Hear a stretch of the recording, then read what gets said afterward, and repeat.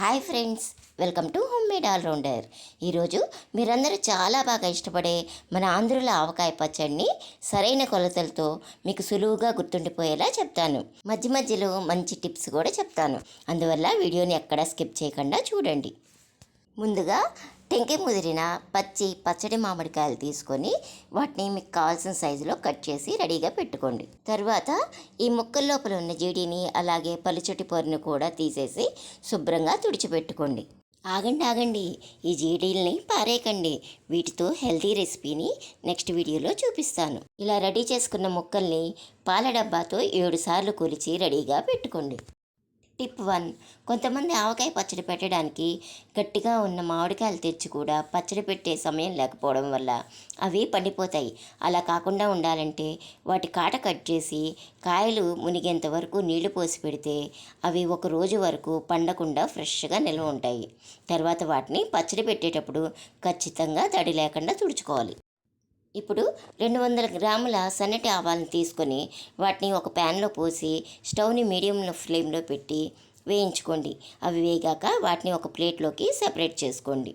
తర్వాత అదే ప్యాన్లో 50 గ్రాముల మెంతులు వేసి దూరగా వేయించుకోండి.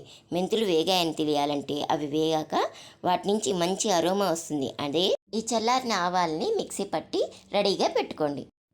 ఇప్పుడు ఒక పెద్ద ప్లేట్ తీసుకొని దానిలో పాల డబ్బాతో 1 డబ్బా ఉప్పు, 1 డబ్బా కారం, 1 డబ్బా ఆవపిండి, అలాగే మిక్సీ పట్టి రెడీగా పెట్టుకున్న మెంతిపిండి, 100 గ్రాముల వెల్లుల్లి పేస్టు, 50 గ్రాముల వెల్లుల్లి రెబ్బలు, 100 గ్రాముల మెంతులు అన్నింటినీ వేసి మొత్తం కలిసేలా బాగా కలుపుకోండి.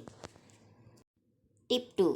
పాల డబ్బా లేనివారు మీరు దేంతో అయితే ముక్కల్ని కొలుచుకుంటారు అదే కొలతతో 1 ఉప్పు, 1 కారం, 1 ఆవపిండి, కొద్దిగా మెంతిపిండి, కొన్ని మెంతులు, అలాగే వెల్లుల్లి పేస్టు మరియు మీరు ఇష్టపడితే వెల్లుల్లి రెబ్బలు కూడా వేసుకోవచ్చు.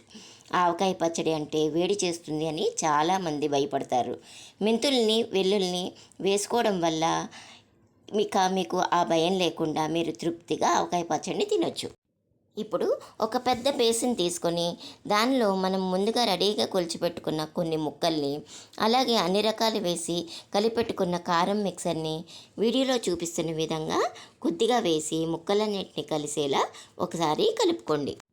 కారం ముక్కలన్నిటికీ కలిసిన తర్వాత నువ్వుల నూనె కానీ లేక మీరు ఇష్టపడే ఏ నూనెనైనా సరే కొంచెం పోసుకొని ముక్కలు తడిసేలా కలుపుకొని వాటిని సెపరేట్ చేసుకోండి.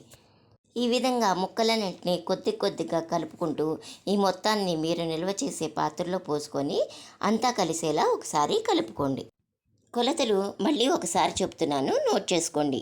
పాల డబ్బాతో 7 పాల డబ్బాల ముక్కలకి 1 పాల డబ్బా ఉప్పు, 1 కారం, 1 ఆవపిండి, 150 గ్రాముల మెంతులు, 150 గ్రాముల వెల్లుల్లిపాయలు, తగినంత ఆయిల్. టిప్ 3.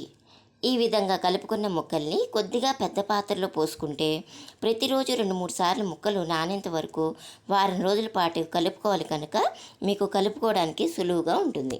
ఈ విధంగా ఒక వారం రోజుల పాటు ప్రతిరోజు 2-3 సార్లు కలుపుకోవడం వల్ల ముక్కలు తొందరగా ఊరుతాయి. ముక్కలు కొద్దిగా నానిన తర్వాత వాటిని జాడీలో స్టోర్ చేసుకోండి. గుర్తుంచుకోండి, జాడీలో స్టోర్ చేసిన తర్వాత ముక్కలు మునిగేంత వరకు నూనె ఖచ్చితంగా పోయండి. అప్పుడే పచ్చడి పాడవకుండా రంగు మారిపోకుండా ఉంటుంది. ఈ వీడియో కనుక మీకు నచ్చినట్లయితే ఒక్క లైక్ చేసి మీ వాళ్ళందరికీ షేర్ చేసి మా ఛానల్ని ఖచ్చితంగా సబ్స్క్రైబ్ చేయండి. సబ్స్క్రైబ్ చేయడం మాత్రం మర్చిపోకండి. Thanks for watching.